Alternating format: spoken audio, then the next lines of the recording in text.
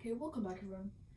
So today I'm going to be making a continuation video on the last video regarding dimension and basis of a subspace. However, it was primarily just the ideology of the basis of a subspace since we weren't able to get to the dimension. And today I will hopefully be able to cover that. Well, technically it's the same day, just a few hours later. So I would like to first revisit a certain part of this area here. So let's take a look at, I kind of just wanted to explain, let's take a look at this little area here. So here's the question. What would happen if you added in some other vector, let's say, I don't know, 1, 0. What do you think would happen? Well, since we already know that this set of vectors spans R2, and we also know that it used to be independent, since we've added this vector, it no longer spans R2. This is just a quick test of our knowledge that we saw at this counterexample over here. Because here's a way to think about it visually. Let's take some kind of graph. Let's see if you can see that. Let's take some kind of graph, and let's take some random vector. Let's pretend this is vector, I don't know. This is the first vector, v1. This is v2. That's our first vector, and I don't know. That's our second vector, and they're obviously linearly independent. Or, yes, they're linearly independent, right? So, but what happens when we add this other vector, 1, 0? Well, this should have been something like, what happens if we do this? Well, it may seem linearly independent, but since we know that these two vectors are linearly independent, the span of these guys is just going to span all of R2. So if we add another vector here, in fact, we can plug this vector into this formula here, and we can get the constants. I won't bother doing that because it's fairly obvious. But but we know that since these two vectors already span R2, the original set, then if we add another vector here, that'll just make it redundant, because some combination of these two, I don't know, maybe this can be scaled by 1.5. Or by 0.5, and you get this vector, and you add the two heads to tails. I don't know, some combination of that. We can figure those out by plugging them in, obviously. So we know that, well, a combination of these two vectors, if a combination of these two vectors equals this, then as we saw from here, somewhere there, we know that this set of vectors is linearly dependent, because, as we saw here, we made this statement here, thus making this new set here, which was, let's see, W, that made it linearly dependent. Alright, I just wanted to clarify that real quick, because that gives a good visual interpretation of what's going on, even though we've actually done that in the past. I'll give myself some more space and get rid of all this.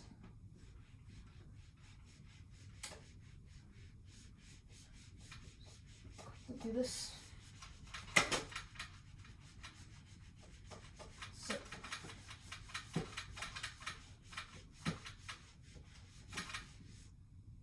I'm just going to hope that you remember the definition of a basis, because I'm not going to leave it up there. So let's look at another potential basis of R2. So let's say we have a subspace R2. Our subspace is R2, right? A plane. Well, let's just not call it R2. We'll call our set, well, S. And let's set that equal to, again, we're dealing in R2, so we'll set that equal to 1, 0, 0, 1. And I'm doing this example to show you that there's not just one basis per set. In fact, there are most of the time there there are infinitely many bases. That's how you would say it in plural fashion. Alright. Well, let's take a look at this. Is this linearly independent? Or let's start off with the fact, let's see if this spans R2. So the span of S. Let's see. Well, it should be fairly obvious, actually. Since these are our I hat and j hat unit, that doesn't look like j, and j hat unit vectors. But we can, because they're orthogonal, and that's your standard basis. But I'll just show you. So let's see, if we take any constant c1 times vector 1, 0 plus c2 times 0, 1, let's see if we can get any value of x2, x1, and x2. Well, let's see what happens. So if we just multiply it out this time, we can see that we get c1 equals x1 and c2 equals x2. Obviously, right? So this was a trivially easy example. But obviously we see that the span of this equals R2, so a two-dimensional plane. Right? So now let's check whether it's linearly independent. So let's check that.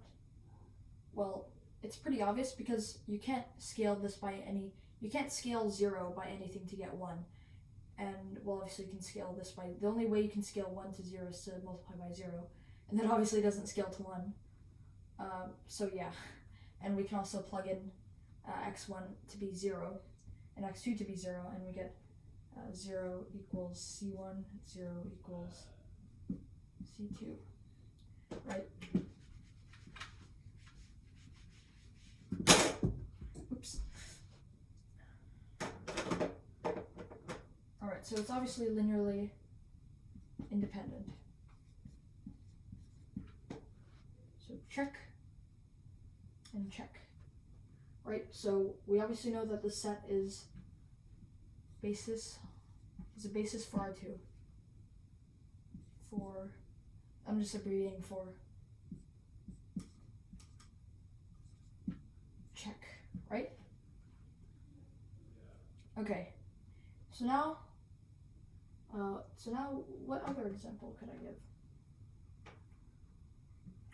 Well, let's see. So another example I could give could be in 3 dimensions.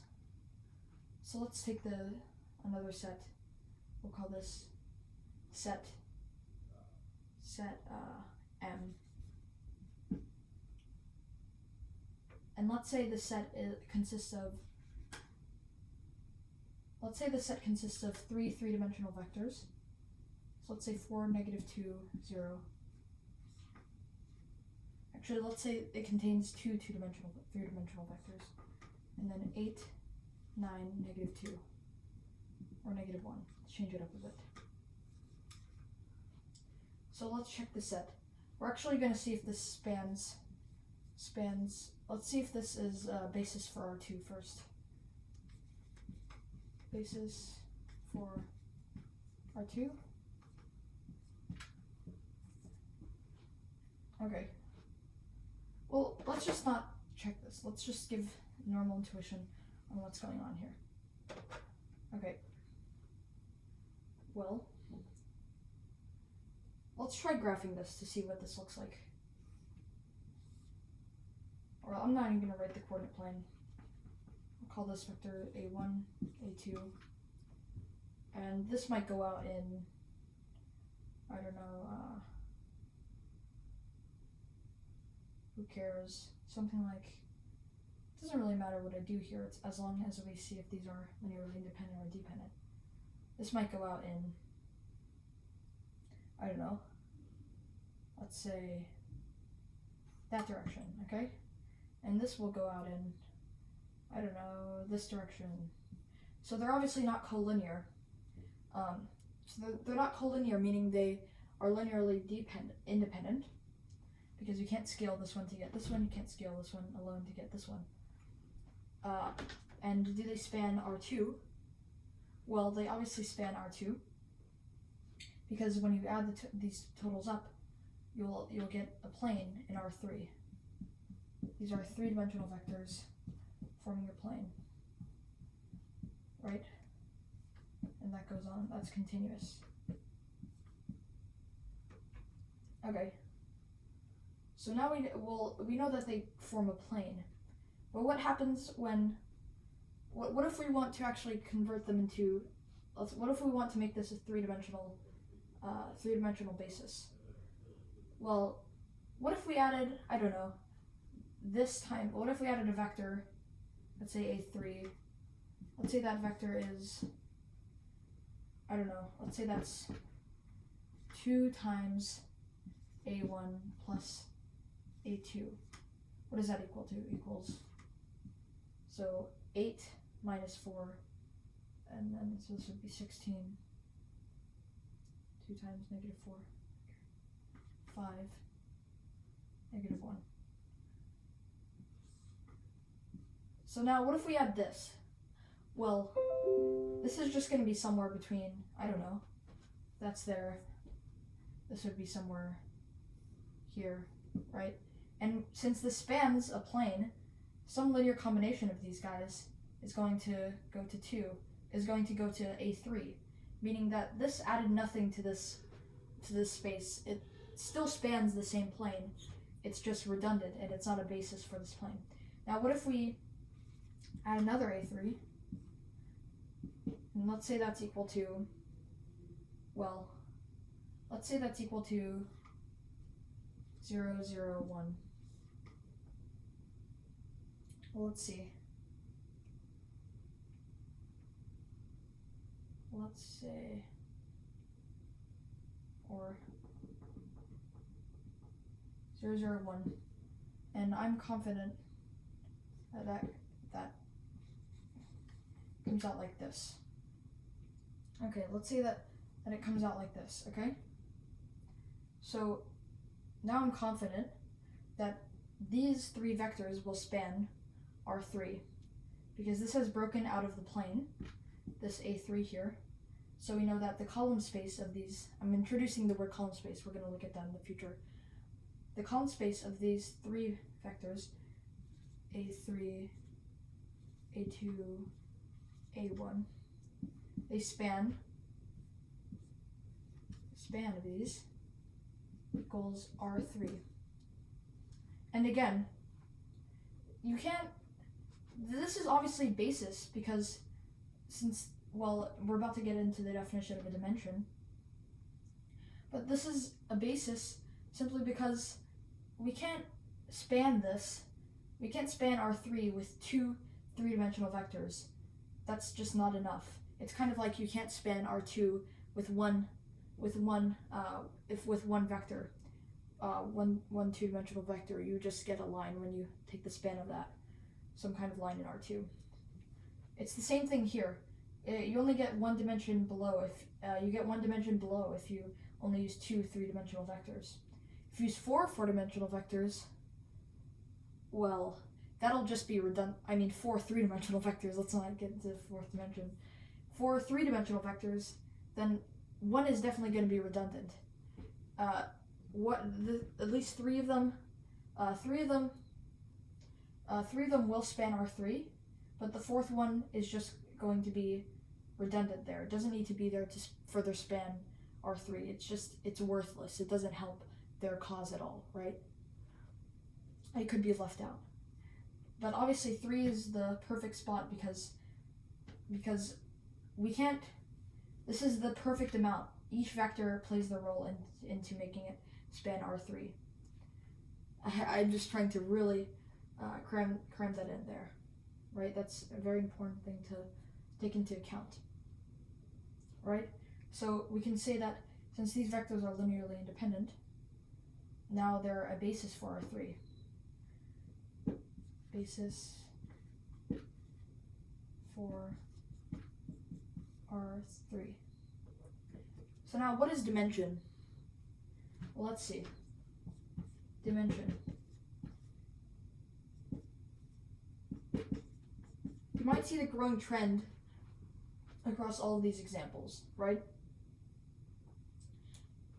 Basically, for all our bases, all of the bases that we've looked at, this one, is it a basis for R2? Yes, it is, because it's linearly independent and it spans R2, right? All dimension is just the number of vectors a set has, the number of basis vectors within a set, right? The number of basis vectors within a set,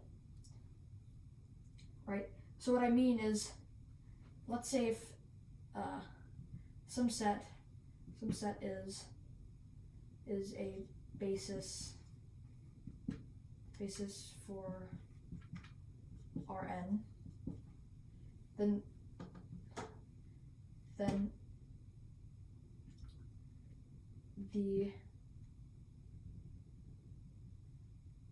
that represents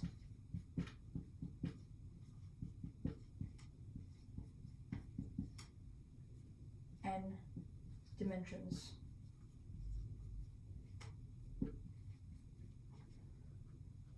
So what I'm saying here is the dimension of a set is the number of basis vectors within, well, a basis. So the number basis vectors, the number of basis vectors within a basis of a subspace. So for example, there are only two basis vectors in this basis here, right? And the reason this is the case is because there's no redundancy between these, and that's what they span, right? Because if there's no redundancy between these, and also they span some subspace, then that means that is that the dimension of this is just going to be dimension 2, and the second dimension, 2 dimensions in the real numbers, right? Let's take a look at this one, the finalized one, A3, A2, and A1. Well, since these don't depend on each other, they're linearly independent, so there's no redundancy. Again, I'm just making this clear. And they span, well, R3. They span R3. Then that means, well, obviously the dimension is going to be 3 dimensions, right? So hopefully you found this video useful, and I will see you in the following videos. Bye-bye.